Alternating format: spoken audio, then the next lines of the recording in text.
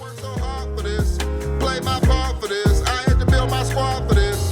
So I thank God for this. Ain't nobody gonna break me down. No, no, ain't nobody gonna break me down. No, no.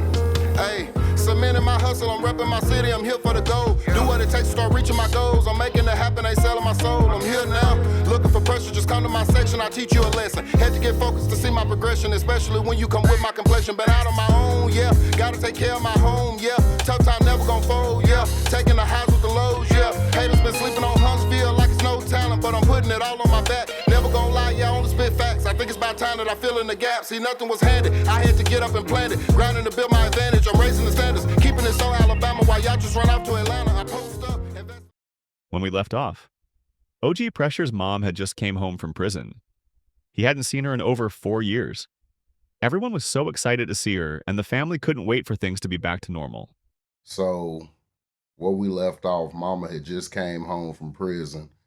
Um, it was a good time, man. It was like everybody was happy. I remember, all my cousins and stuff. They was planning like a welcome home party and everything for. It was truly the first taste of normal that we had at a long time, in a long time. If you think about it, being that many years without your mother, um, it was cool. So we'll cut to, it was a Saturday. They had put something on. It's a spot called the Center, which is basically a community center. They had put on a welcome home party. It was like everybody was there, like all the family, friends of family, extended family. It was pretty packed. It was a good day. Barbecue, the whole nine. I guess her and Daddy had been talking, so he had showed up and they was talking and all of that stuff. And I remember, towards that evening as everything started kind of thinning out, I remember her coming over and she was like, "Y'all go get y'all stuff. We getting ready to go home." And I'm like, "Excuse me? We what?" Like, whatever. At that time I was driving. I had a car and stuff. I wasn't, but I think about 14. So I went up grandmama's and me and Jamie, we talked back and forth on, talking smack. So I wound up getting in my car and leaving. I stayed gone probably about an hour or so, but it was like something in me just kept on like, man, like go back, go. So I wound up pulling back up. When I pulled up, all you could hear is like hollering and cussing. Y'all this, if y'all ain't going home, I'm gonna have y'all ass sent to the D home. We're gonna report you as runaways and da da da da da da da. So as I, walk up to grandmama and them house, like I say, you can hear all the cussing and stuff, and I'm going down the hallway. They had like a shotgun house, so it's like, you step into the doorway, boom, you make a left. It's a long hallway, take you through like the dining room, the den, then you hit all the bedrooms, bathroom. So as I walk up on the room that my sister had been staying in, I see my daddy in there. I mean, he choking her out. And at that time, I'm like, I'm feeling myself. I'm like, bitch, get off my motherfucking sister. So of course he turned around and now is directed towards me. So we go to tussling or whatever. He wound up slamming me through a mirror. Around that time, I can't remember what happened, but we wound up getting separated and stuff. I guess him and Mama had went out and, talked or whatever, and they called the police and stuff. So, a little while passed by, police pulls up, they asking what's going on. Oh, they unruly. Mama, ain't they unruly? They disrespectful. And grandmama like, they all right. That's one thing about my grandmama. She ain't finna lie for nobody, you feel me? But she like, they all right, which really broke her spirits. Like, damn, she choosing their side. But then the police, I remember them, we hollering back and forth. She like, they need to be at home and da da da da. And I tell her, I'm right there in front of the police. I ain't giving them. I'm like, won't you take your ass up there and let them beat the fuck out you, So then the police like, well, we need to put y'all in the back of the car So it's like they detaining us at this time. So they put us in the back of the car, and me and her in there talking or whatever. I mean, I don't give a damn. We ready to go to the D home or whatever, but we still ain't going up there. But after talking for probably about 10 minutes or so, you see them behind the police car, and they talking to my mama and daddy, and my sister. I had on a white T-shirt. She was like, "What's wrong with you?" I'm like, "What you talking about?" And I look, shirt full of blood. I ain't even know, like, I wasn't thinking about the mirror or none of that, but yeah, it had like sliced my back open. So I'm sitting there bleeding like a little stuck hog. Um, so she bang on the back glass of the police car. They come open the door or whatever, and they see all the blood. So now they pull me out the car. They tear my shirt off or whatever, and they see what's going on. They ask what happened. Is yeah. And I remember saying they walked over there to him, and I'm like, "Now take his motherfucking ass to jail." So they wound up, turning him around, cuffing him, and everything. Um, and of course, they took him to jail. She took off after him. Um, she was chasing after her man. So that was the last time I probably talked to him for about a good year or two. Um, Definitely crazy.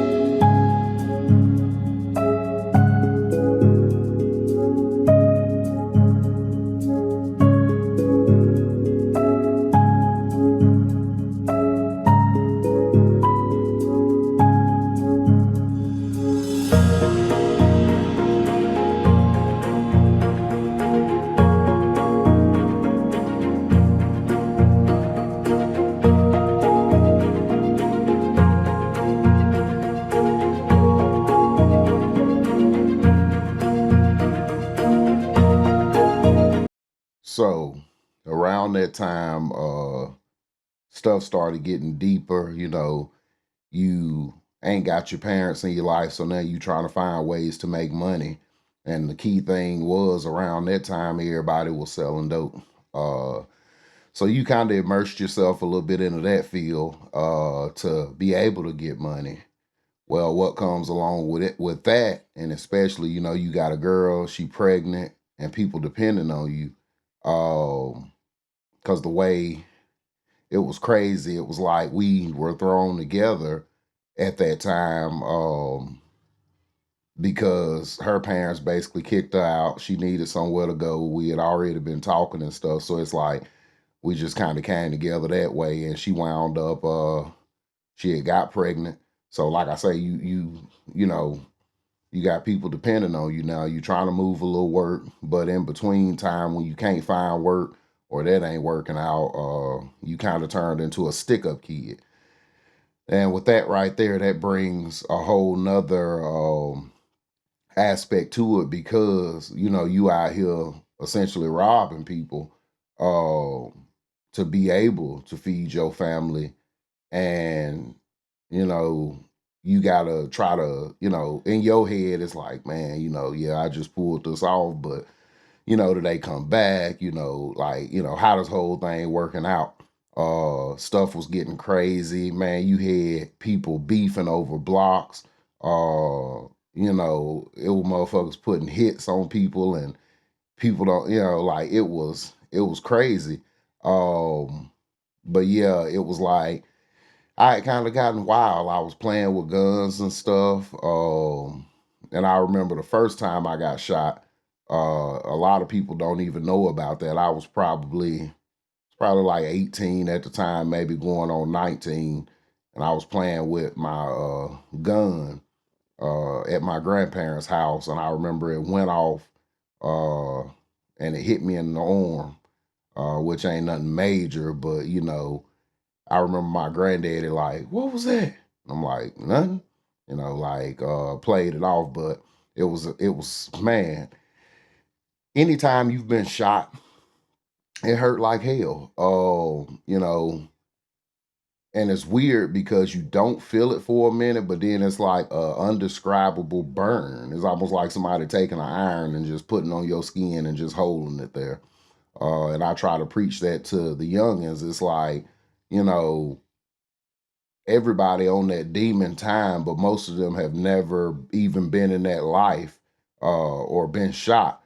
And one thing you have to know when you in that spot, because I've been in that spot, there's number one, when you talking about war, bullets fly both ways. There's no such thing as I'm just gonna go and I'm just gonna have my way. So you got to put it in your head that just like I'm shooting at them, there's bullets coming back towards me. Um, so definitely, I'm all for self-defense, but just out here like you trying to put up, a score on a scoreboard and take people out, I could never get behind that. Because that's just a crazy way of living. And I know maybe it's a generational thing, but you have to, really think things through. And a lot of times people don't think of consequences. And I know even when I was, in my teens and early 20s, I didn't think of consequences. So that's one thing I do want people to take away from, this whole trapped documentary is, I done been through hell in my life, but I don't sit there and be a nobody or do nothing and basically blame it on, oh, my parents didn't do this or this person didn't do that for me. I feel like you got to pick yourself up. You got to put stuff behind you and you have to be accountable for your future. You can't sit there and say, you know, oh, well, my mama slapped me when I was 5 years old and busted my nose. So I'm not going to do nothing with my life today. Um, that's definitely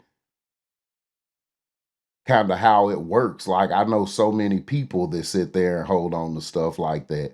But yeah, I had shot myself. And like I say, the only one probably even to today really know about it was at that time was my girl, because of course she came home from work and she like, man, what the fuck? And I ain't even go to the hospital. Like that's just how embarrassed I was because it was self inflicted. So I just wrapped it up. I nursed it for a couple of weeks and kept it moving. And I had actually forgotten all about it till recently. While working on one of my properties, I had an accident with a track hoe, and I wound up having to go to the hospital. I almost got impaled. Actually, I spun the track hoe around, and one of the trees I had knocked down, the branch came through the glass windshield and like literally was coming towards my chest, and it had hit the controls, so the control was stuck to where the tractor was still moving. Long story short, the tree branch caught the seat belt and cut off my blood circulation. Luckily, Mike was there. He was kind of helping me. So man, I'm hollering, I'm stuck. I can't move because I mean, tree branch and it like literally like where my your artery going down your thigh, like it had cut me going up through there. But yeah, he came with the chainsaw and got me free, but I went to the I wound up having to go to the hospital because I had sprained my wrist and done some more stuff. And when they had did the scan, they had hit me up and they like, well, we was going over your results and have you had any surgeries or anything? And I'm like, no. They was like, well, we see metal on your scan. And I'm like, metal? What the fuck? What hell? I don't know what you're talking about. And then it was like a day later, I was sitting there thinking, like, metal? Like, what the fuck? And I thought about it. The bullet had literally is still in me. That happened when I was like I say, 18, maybe going on 19, and I'm 37 now. So it's like that bullet been in there, all that time. It's like it's crazy, very crazy.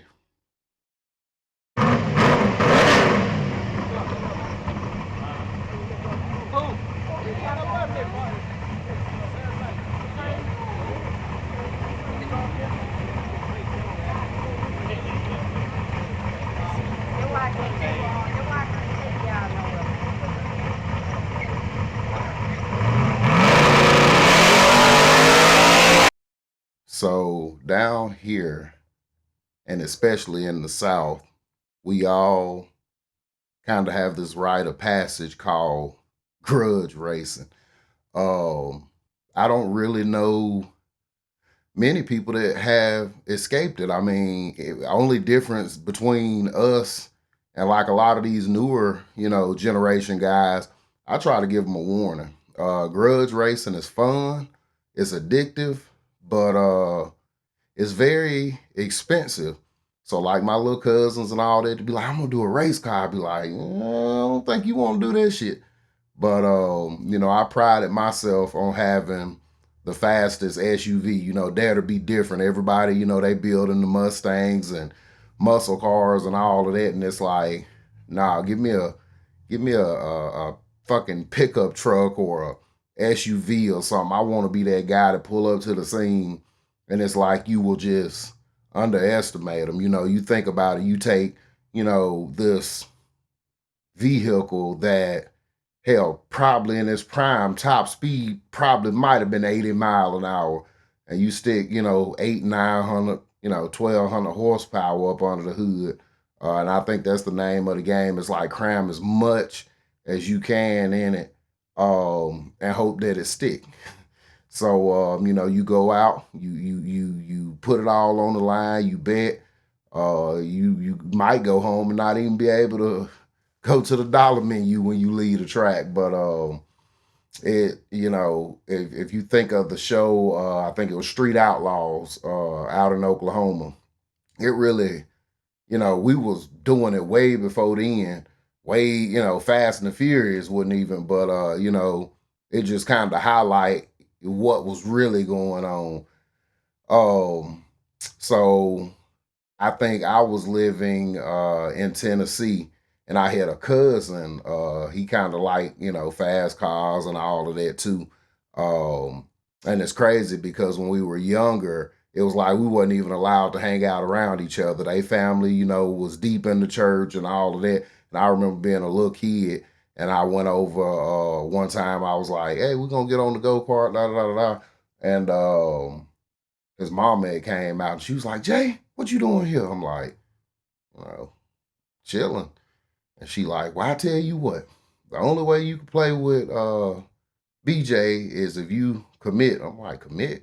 She like, "Yeah, you got to go to Kingdom Hall with us on Saturdays." And I'm like, "Well, I'll let you later, BJ." That wasn't my cup of tea. Now, mind you, when we grew up, it was already bad enough because mama had us in church literally, bro. It was like, I want to say it was Wednesday, Thursdays, and Sundays every single week. So it was almost like, especially in the summer, man, you talking Bible study, choir practice, Sunday service, second Sunday service, just straight burn you out.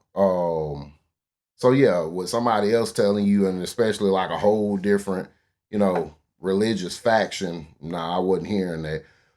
So it was crazy. It was like I hadn't heard from him no more till I was probably, well, I was living in Tennessee at the time. So I was probably about 20. Yeah, I was probably about 20, maybe going on 21. And he had reached out to me. At that time, I was doing my thing, making a little paper. Um, but he wound up coming to stay with me. I think they had got into it or something like that, and he had wound up getting kicked out. So it was almost like we had became like brothers for real, for real. Um, I had, like I say, a lot going on. So I was like the vehicle plug. And I remember he had this like new Jeep, one of my vehicles, and he drove it for probably about like a year or two. And it was like, somewhere in between there, he had started talking to this chick, so it was like we wasn't even talking every day. And I remember he pulled up on me. He had some tickets and stuff, and he was like, "Man, I'm trying to come up with some bread for these tickets." And I'm like, I got a little work for you to do. And it was crazy because he didn't do the work. But when I called him, I'm like, "Hey, you get that done?" He like, "Yeah, I got it done." Well, then I found out it wasn't done. So I was kind of, we went back and forth, but it wasn't like no argumentative type stuff. I'm like, "Damn, man, you've been driving my vehicle 2 years. I mean, you talking about a brand new Jeep, only had, I think, 23,000 miles on it when I handed him the keys." And it's like, damn, like you can't even do the one thing I asked you for. I ain't never asked you for a dime or nothing. But he had pulled up on me and we went out in the woods and stuff and we were shooting. And I remember when he was getting ready to go, he was like, "Hey, man, you got some extra bullets and stuff?" I done shot all my bullets.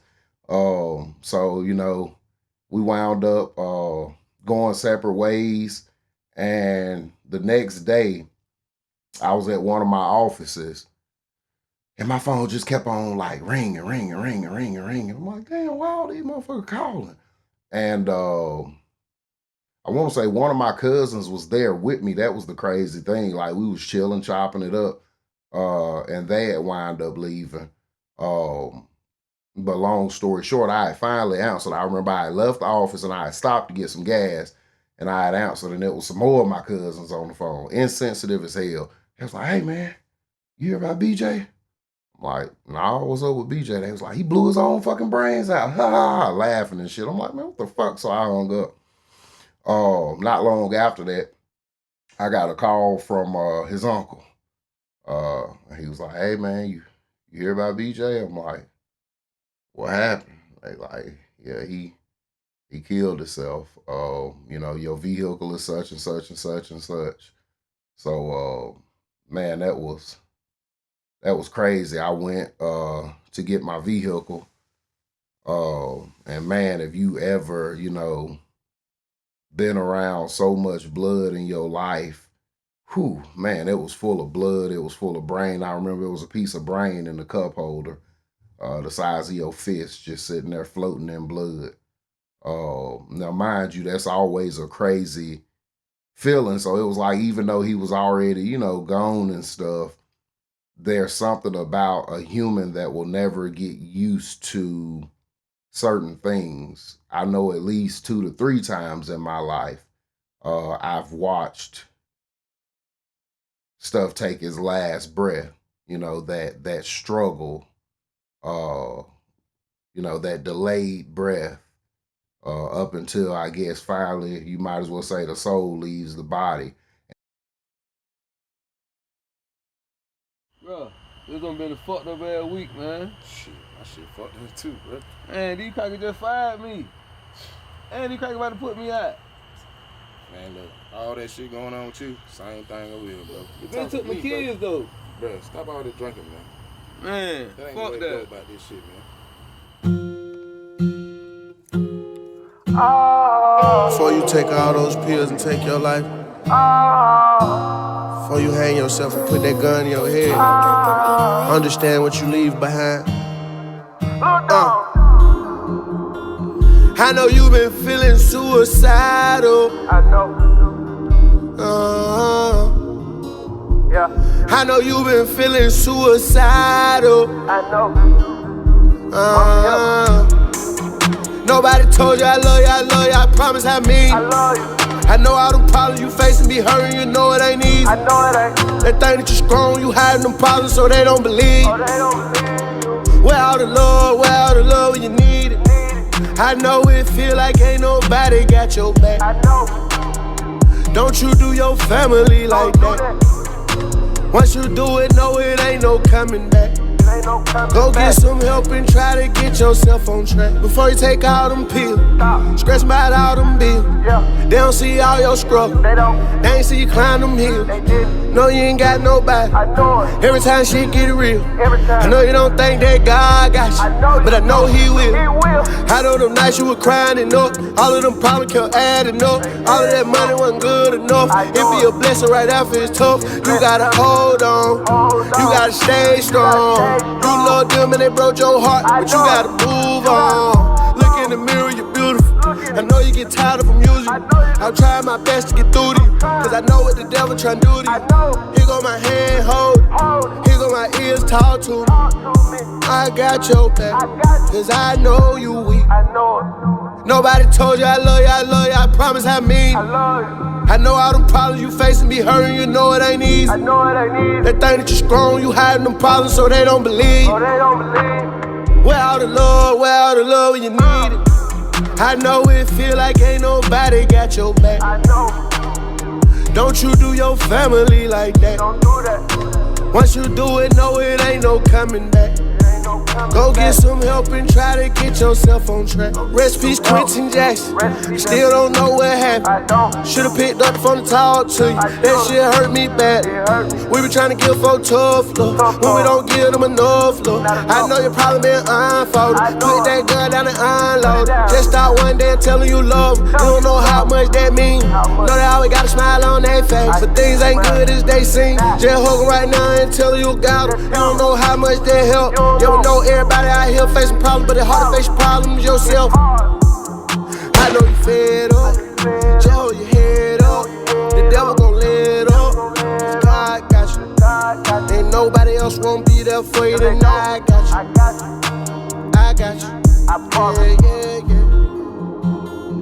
I know you been feeling suicidal. I know. Uh-huh. I'm here. I know you been feeling suicidal. I know. Nobody told you I love you, I promise I mean. I love you. I know all them problems you facing be hurting, you know it ain't easy. I know it ain't. They think that you're strong, you hiding them problems so they don't believe. Oh, they don't believe. Where all the love when you need it. Where all the love. I know it feel like ain't nobody got your back. I know the feeling. Don't you do your family like that. Don't leave your family. Once you do it, no, it ain't no coming back. It ain't no coming Go back. get some help and try to get yourself on track. I got you. I know you been feeling suicidal. I love you.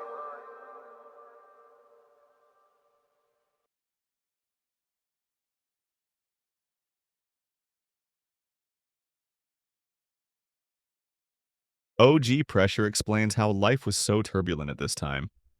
It was like every time he started to come up, something would pull him back down. It was like taking one loss after another with no end in sight. So, with all of the chaos and the drama of life going on, grandmama and granddaddy had started getting sick. And I think it was like, it wasn't all of a sudden, but it was like, I guess because you was living life and you was doing your thing, it was happening right in front of you. But, it was, you think people are bulletproof. So I remember, granddaddy had failed, out on a job. And I think he had like fractured his kneecap or something like that. And he was a diabetic and it didn't quite heal the way it should. And he had started, I guess getting weaker due to probably like muscle deterioration. But yeah, he had started getting weaker and it got to a point where, he couldn't really go to work like that. So he was just at the house. And being an outdoors person, just being at the house all day, I know that probably has its own, toll on you. Grandmama had started, you would come in, it's like, dang, grandmama been asleep all day long. And, you would check on her and she would wind up getting hospitalized because she would slip into what they call a diabetic coma. So she, be, I guess, your blood sugar or whatever, and it puts you in a diabetic coma. and you just, I guess, don't look at people as getting older and frail. Um, but yeah, she had started going through that. Granddaddy had some complications, which is a whole nother thing. Once again, to get on that subject, it was like I remember he had went to Huntsville Hospital, and this is the reason I don't like them. We've lost so many people to Huntsville Hospital over small things, but we'll get to that. Um, but yeah, he had went and they was like, well, he had a cut on his leg, it got gangrene, and then we need to cut his leg off. Well, of course, nobody wants to lose their leg, and they was pushing and pushing and pushing. Um, and one of my aunts wound up, they took him to a whole nother doctor and stuff to get a second opinion. And that doctor came back and said, we don't see any gangrene, ain't nothing wrong with his leg. But long story short, he wound up, something had happened, and he had wound up back at Huntsville Hospital, a couple of weeks after that. And they somehow had got my grandmother to sign off. Now, at this time, we didn't know that she, was having symptoms or problems with dementia, but she had signed off on it. So, long story short, they cut his leg off anyway, even though another doctor ran tests and blood work and everything and said, there was no infection, there was no gangrene or anything in his leg. And it was like a continuing decline after that. And I remember a family member, it came and it was basically like, we want to send him to rehabilitation, to try to help him get back on their feet, try to help granddaddy, start walking again with a prosthetic leg, try to help grandmama, I guess, better manage her medications and things of that nature. Cause, I never knew they was diabetics as a kid. And even up to that day, it was like, man, they ain't never been on no special diets. These people that'll have, peach cobbler and stuff like that with every meal, like literally he'd be eating and he'd be like, hey, what we got sweet? Um, Big mason jar full of tea, sweet tea.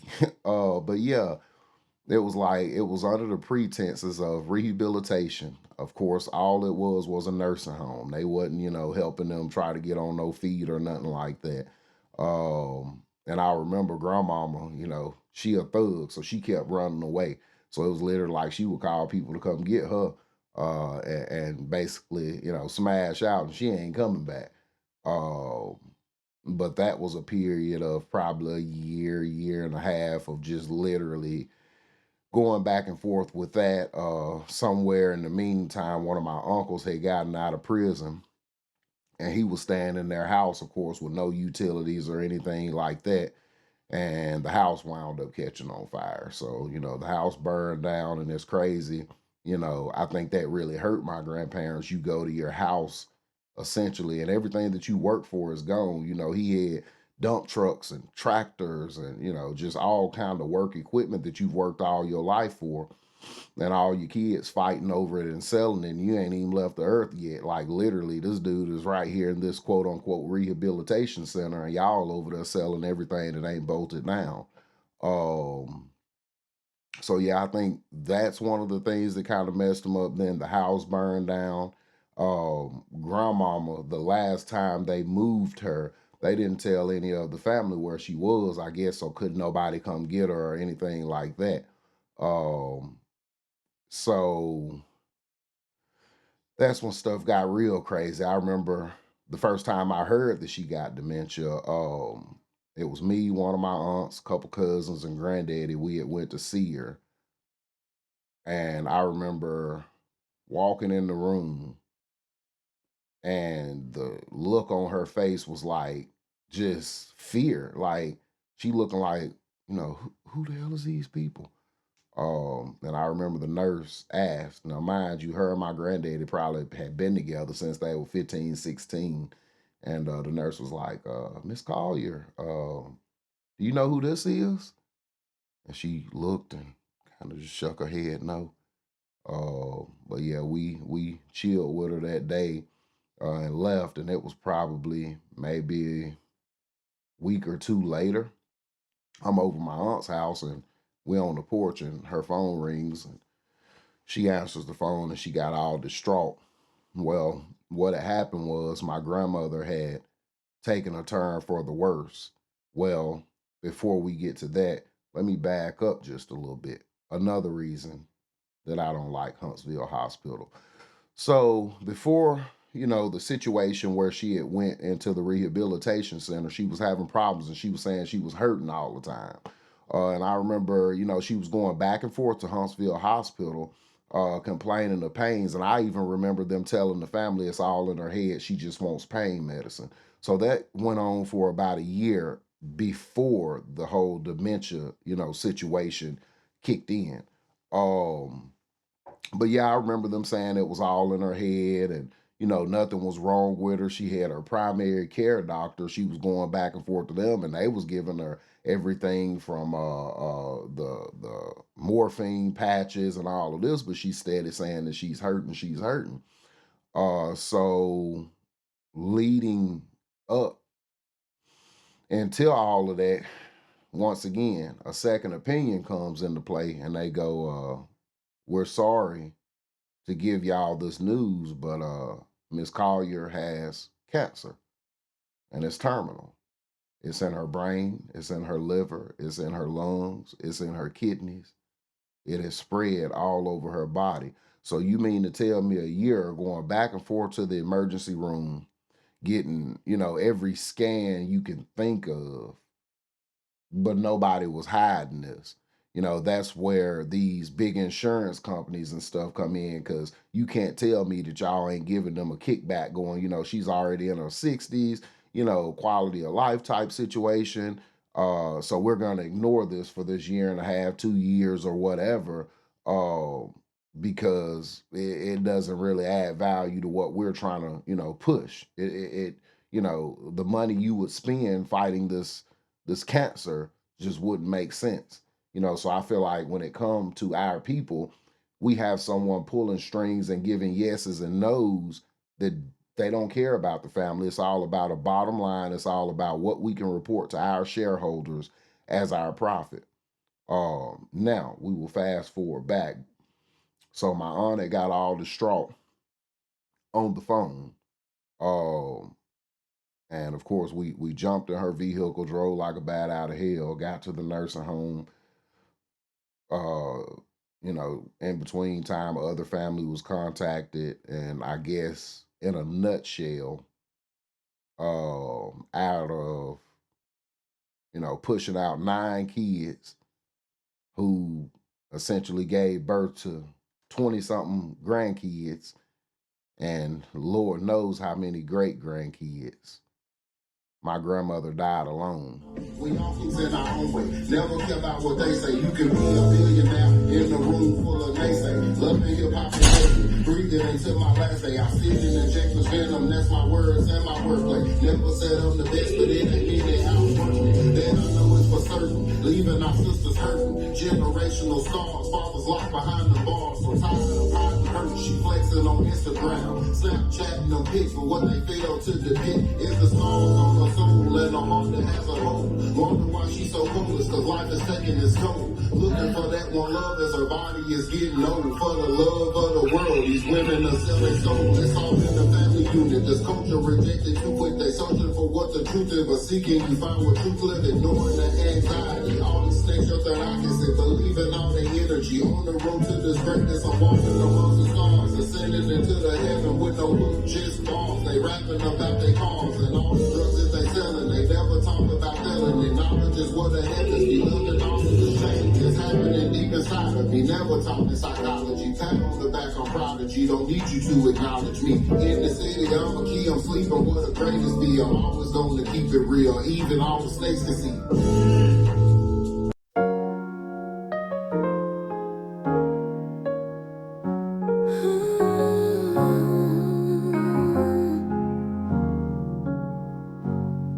Blood don't make us family. It's the love we share through the highs and lows when nobody's there. Laughing in the good times, crying in the bad, holding on to memories, the best we've ever had. Family's what we choose, love that never breaks or bends. More than skin and bones, it's the hearts that blend. When the world gets dark and the nights grow cold, it's the warmth of friendship that makes our story bold.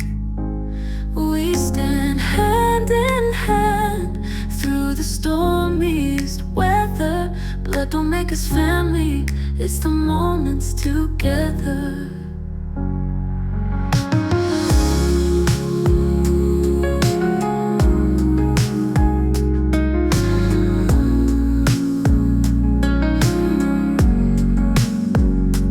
Laughing in the good times, crying in the bad, holding on to memories, the best we've ever had. Family's what we choose, love that never breaks or